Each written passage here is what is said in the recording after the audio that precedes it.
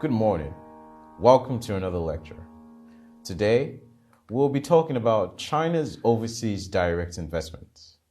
To further streamline this lecture, we will start with an overview of China's foreign direct investment. Foreign investment is an important part of China's going out strategy. And even though China's overseas direct investments started relatively late, it has developed rapidly in the 21st century. The scale of investment has expanded, and there's been a wide regional distribution. We will start by introducing some historical context about China's overseas foreign direct investment and its development path. Secondly, we will look at the current situation and status of China's OFDI in order to understand more about how much progress will provide a systematic analysis of the size and composition of China's outward FDI. As China began rapidly integrating with the global economy, its outward FDI picked up pace. Overseas foreign direct investments began as far back as the 1970s, when the country's annual FDI outflow grew from virtually zero in 1979, when China embarked upon its open door policy, to $628 million in 1985 and to $913 million in 1991, before shooting up to $4 billion in 1992, the year in which China's paramount leader Deng Xiaoping made an important tour to South China to reaffirm China's commitment to its reform and open door policy in the aftermath of the Tiananmen crackdown in 1989. By the end of 1996, China's total stock of FDI outflows was over $18 billion.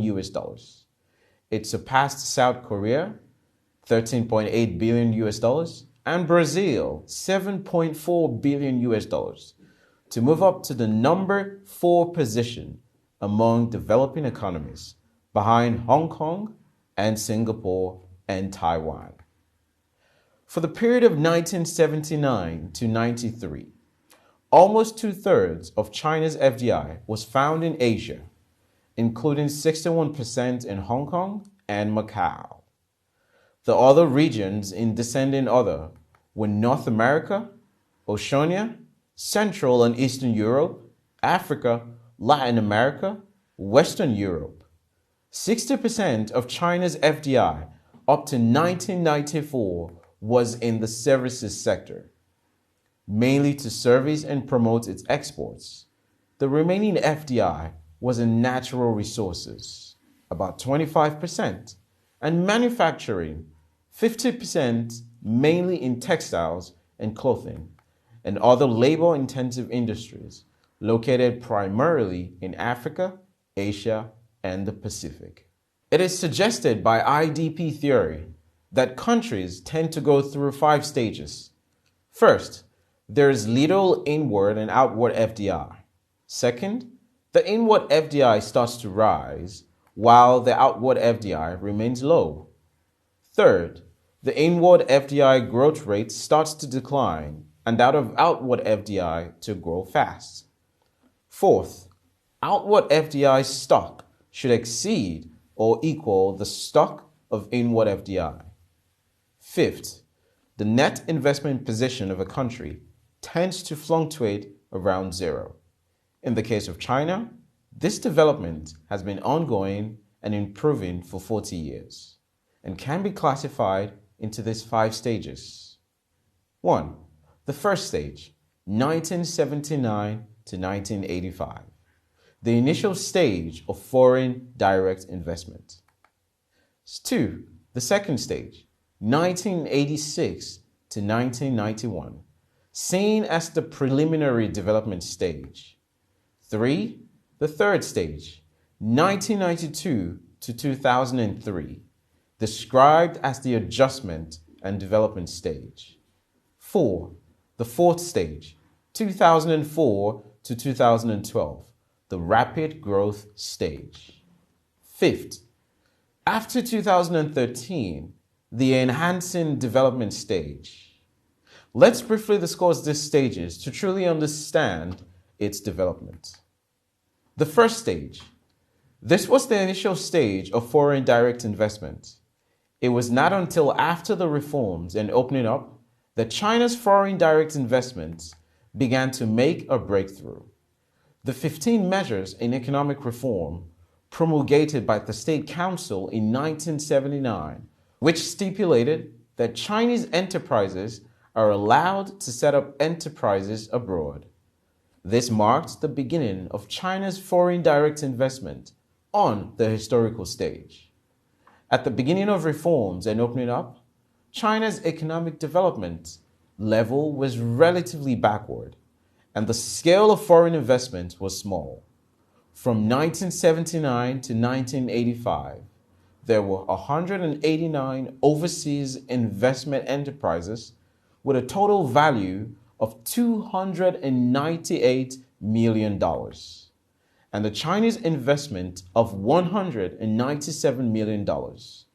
Cooperation with Iraq, Yemen, Kuwait, Mexico, and other developing countries, as well as Hong Kong, China, and other regions, were relatively higher than that towards developed countries. Most of the outward FDI mainly concentrated on transport service, engineering, contracts, catering service, and financial insurance. The second stage. From 1986, China's opening up to the outside world gained a strong momentum, and the State Administration of Foreign Exchange promulgated measures for the administration of foreign exchange for foreign investments in 1989 and 1990. At this stage, the government gradually lifted restrictions on the direct investment activities of some enterprises abroad, with more types of enterprises able to participate in overseas investments other than state-owned enterprises. At the end of 1991, there were 1,008 overseas investment enterprises approved by China in 105 countries and regions. During this period of old market consolidation, the United States opened up, the Soviet Union, Thailand, Australia, Japan, Canada, the Federal Republic of Germany, Singapore, and other new markets. Labor cooperation began to develop with Eastern and Western Europe. Overseas non-trading enterprises gradually focused on small and medium-sized projects with industrial and agricultural production as the main focus. The third stage, the adjustment and development stage. From 1992 to 2003, China's opening up to the outside world underwent profound changes at home and abroad. When it entered into 1990s, there were the second generation of Chinese TNCs, whose competitiveness was mainly in manufacturing industries, electronics, information and communication technologies, such as Haier, TCL, Lenovo, Huawei, and ZTE.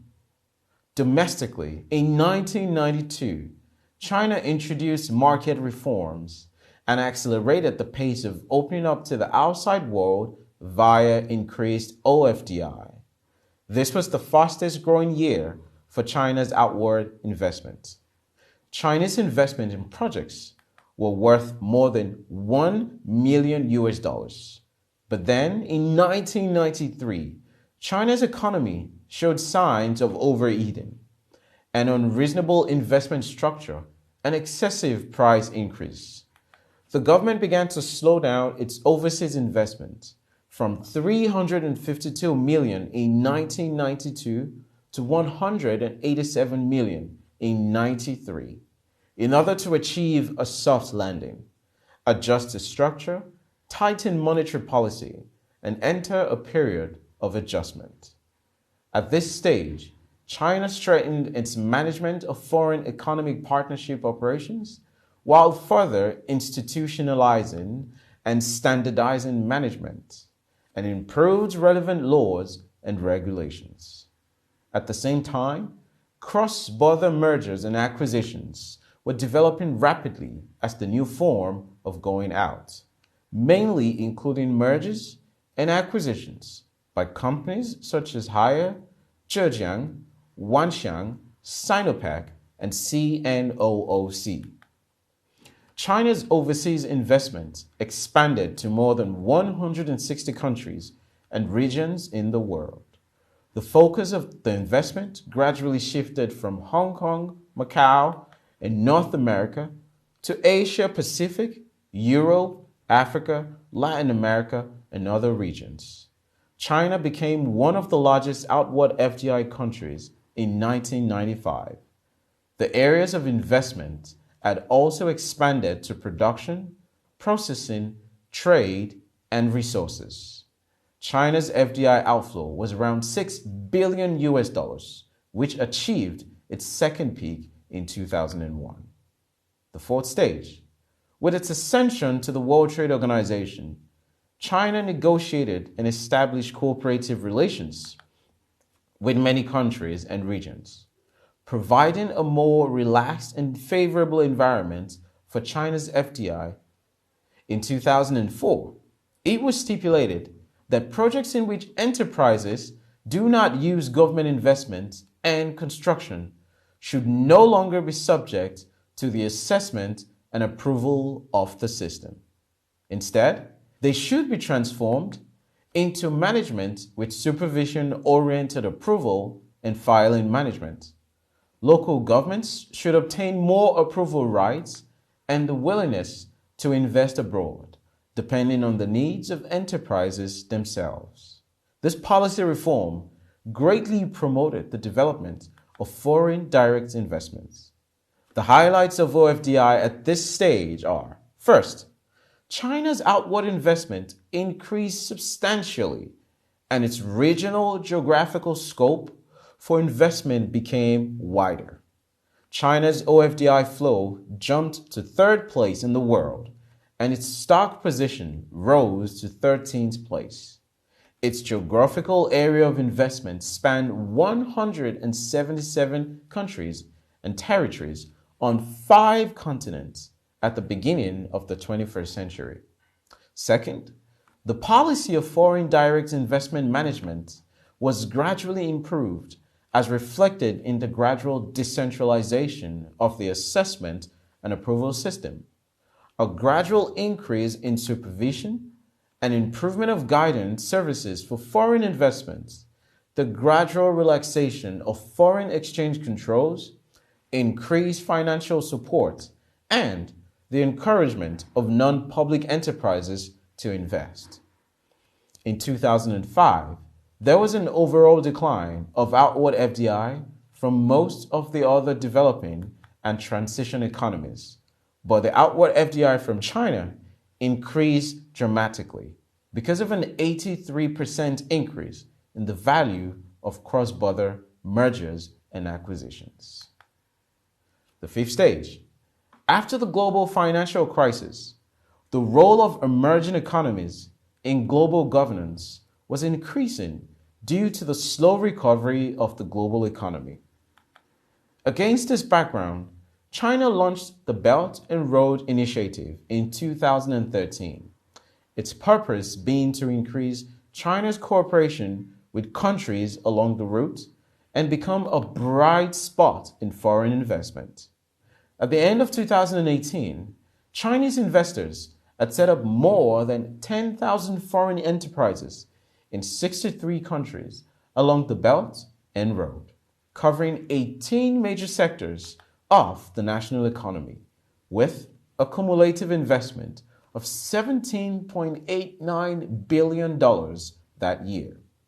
During the past 6 years, China has invested a total of $98.62 billion in direct investments in countries along the roads. In terms of sectors, investment has gone into manufacturing, electricity production, scientific research, technical services, wholesale and retail sales. At the same time, Chinese enterprises are actively engaged in the international market through mergers and acquisitions and strategic investment. Optimizing their business structure, they have achieved remarkable results in participating in international production cooperation and the construction of overseas economic and trade cooperation zones. In light of the discussion above, it can be seen that the rapid development of China's outward foreign investment is due to the international environment. Externally, the establishment of the WTO and regional economic integration to promote global investment facilitation. The new emergence of trade protectionism in recent years to promote enterprises through green space investments to avoid trade barriers.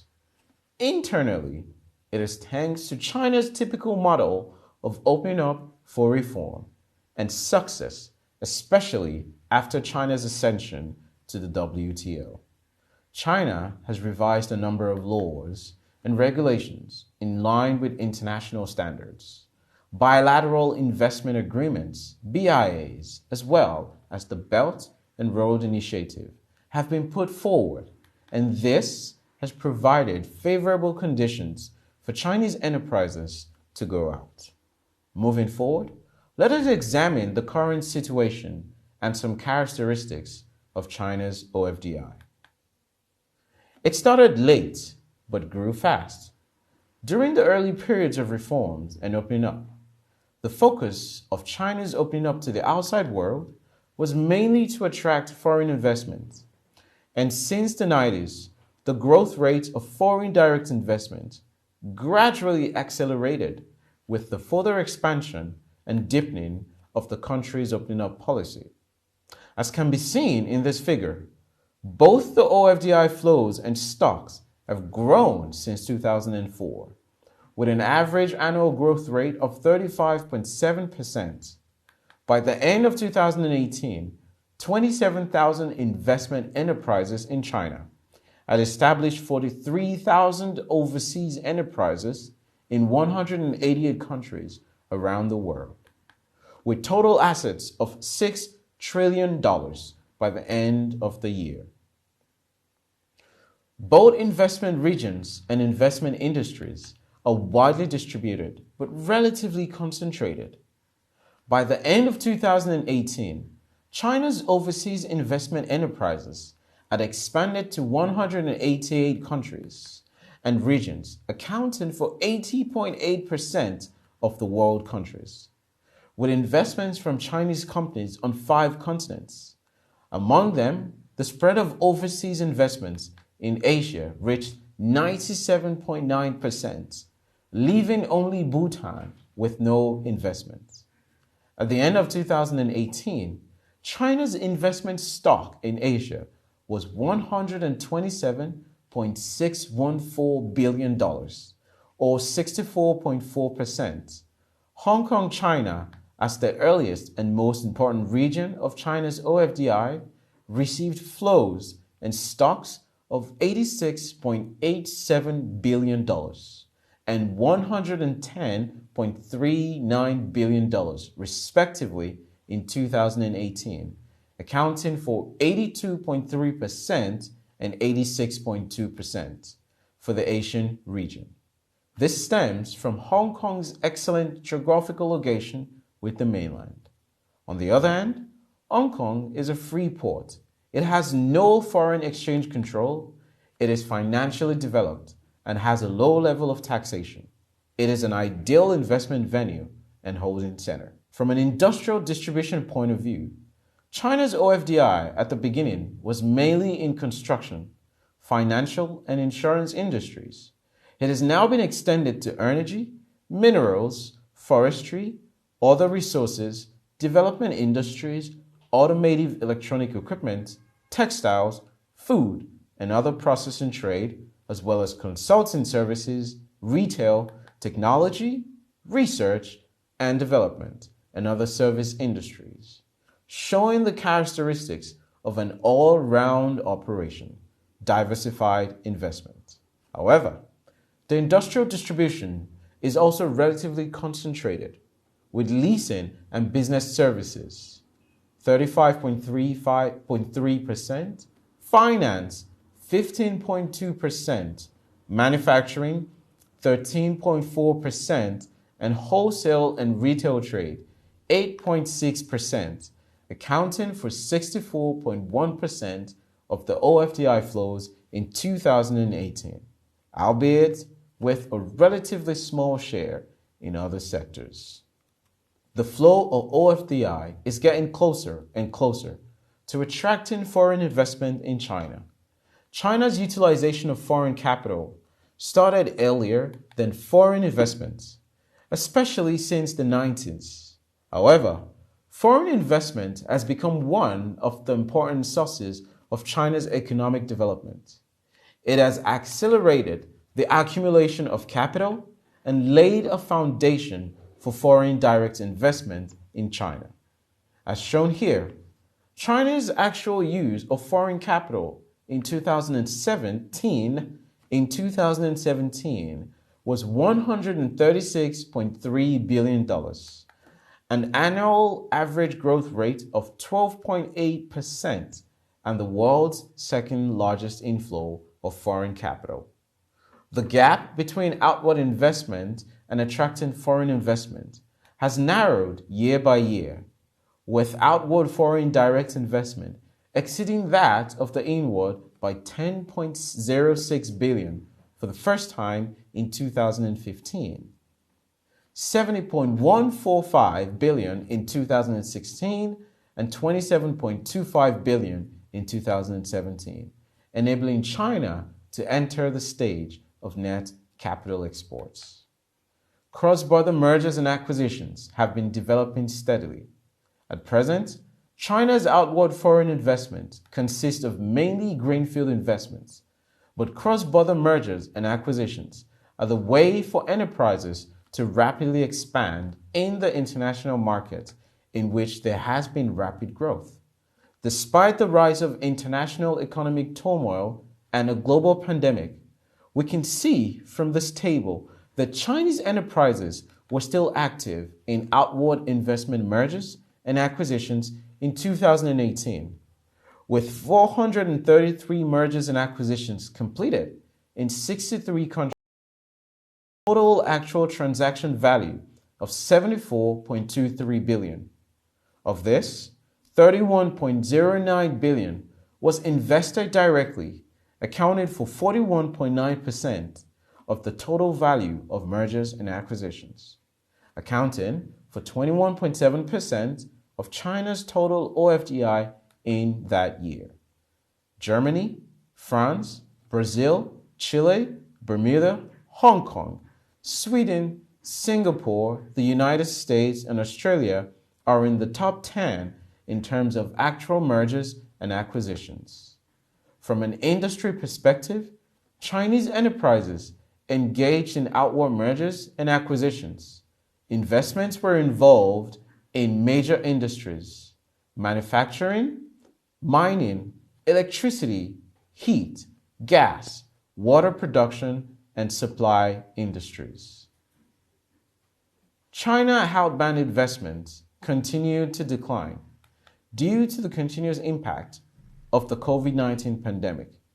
China's overall OFDI and the announced China overseas M&As fell by 2.8% year-on-year and 78% year-on-year, respectively. Among them, the announced China's overseas M&As hit the lowest value in a single quarter over the past 10 years. Europe was the most popular overseas M&A destination for Chinese enterprises, and significant declines were recorded on all continents except Africa. Sectors such as technology, advanced manufacturing, and health and life sciences were favored by Chinese enterprises. China overseas EPC contracts continued to develop steadily, with a year-on-year increase of 9.4% in Q1 of 2020. According to MOFCOM, The total value of newly signed China overseas EPC contracts increased by 9.4% year-on-year to 55.4 billion in Q1 of 2020. EPC turnover was $28 billion, down 15.3% year-on-year, as some projects are shut down due to the disruption and the delays in delivery of construction supplies and imports of Chinese labor caused by the travel restrictions. Under the COVID-19 pandemic, the value of newly signed EPC contracts in Belt and Road countries amounted to $26.2 billion, down 13.9% year-on-year. With the spread of the COVID-19 pandemic in overseas countries, Chinese enterprises should implement risk management and control measures, comprehensively assess potential risk, strengthen project monitoring and supervision, and further improve emergency plans. Thank you very much.